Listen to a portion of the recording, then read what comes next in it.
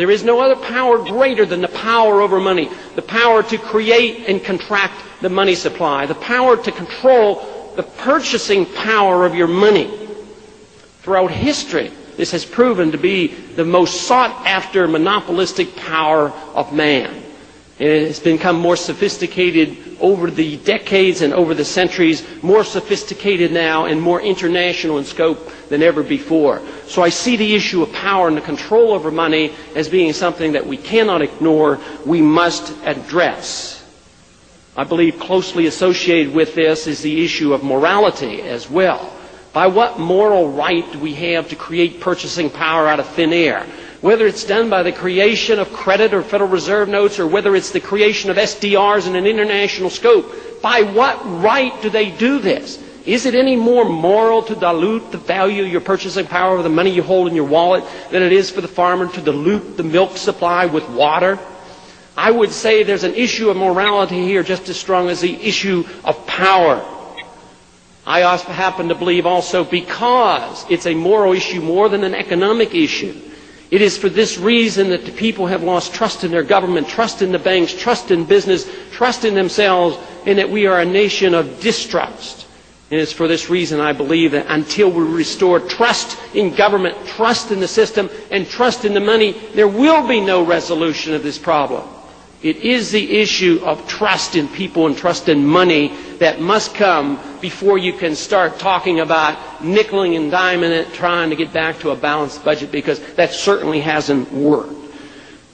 So I think it's important to address the issue of central planning, the issue of power, and third, I think that we must address in general terms the issue of the origin of money.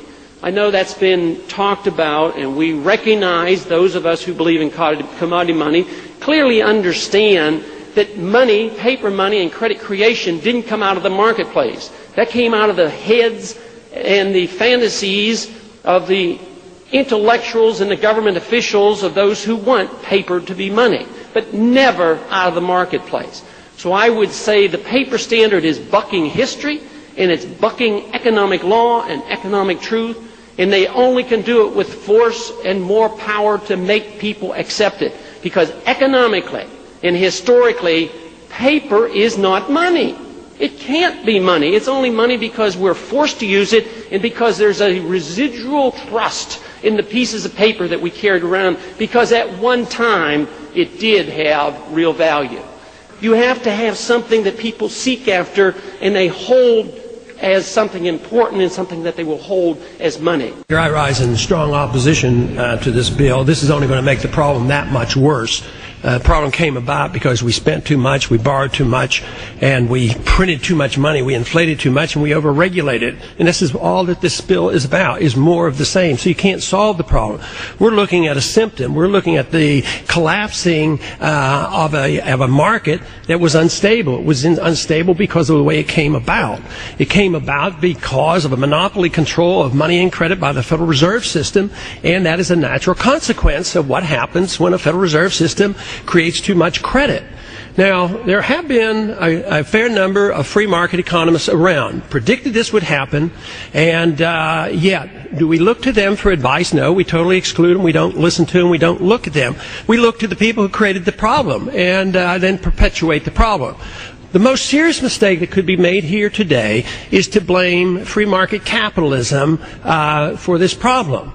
This has nothing to do with free market capitalism. This has to do with a managed economy, an inflationary system, corporatism, a special interest system. It has nothing to do with the failure of free markets and capitalism.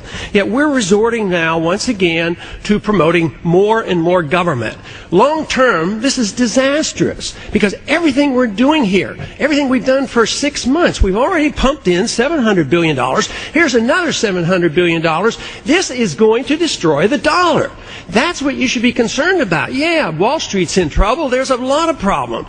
And if we don't vote for this, there's going to be problems. But believe me, if you destroy the dollar, you're going to destroy a worldwide economy, and that's what we're on the verge of doing. And it is inevitable, if we continue this, that's what's going to happen. It's going to be a lot more serious than what we're dealing with today. We need to get our house in order. We need more oversight. That is for certainty.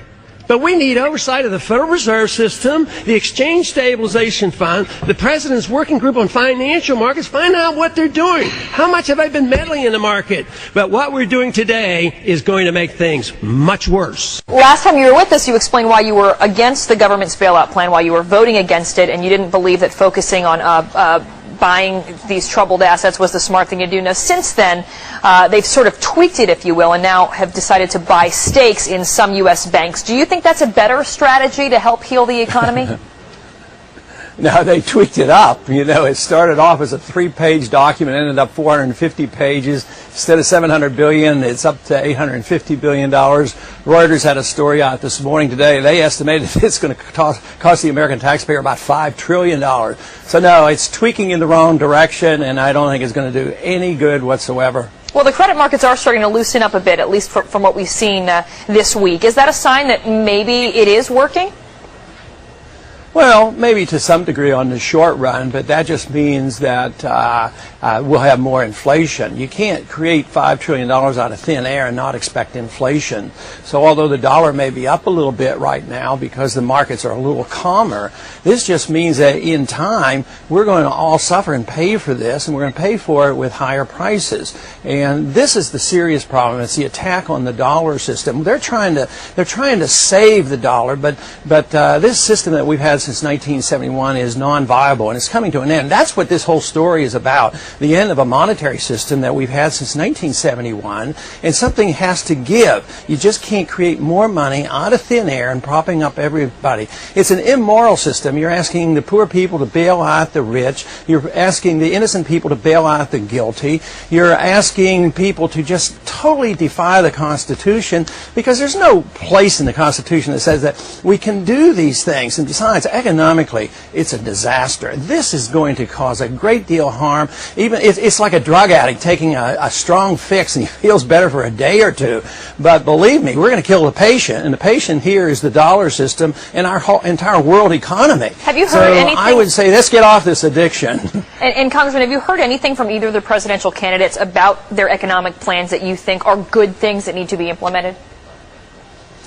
No, not really, but you know, it's tough to find out the good parts. I do think that John McCain has a better approach to the medical problem, and Obama has a better approach to trying to save some money by coming home from Iraq. You know, we're spending $10 billion a month over there, so we could save a lot of money, and that money should be spent back here. But quite frankly, how can we trust anybody? Because, you know, when it comes to the bailout, how do they differ? Both McCain and Obama comes rushing back to Washington and vote for the bailout. Well, they both approved it, and it approved both houses. I know you voted against it, but that leads me to another question. If Barack Obama does end up winning, it looks like the Democrats would really have a trifecta in Congress, both houses and the White House. What does that mean for the American people and also for the GOP?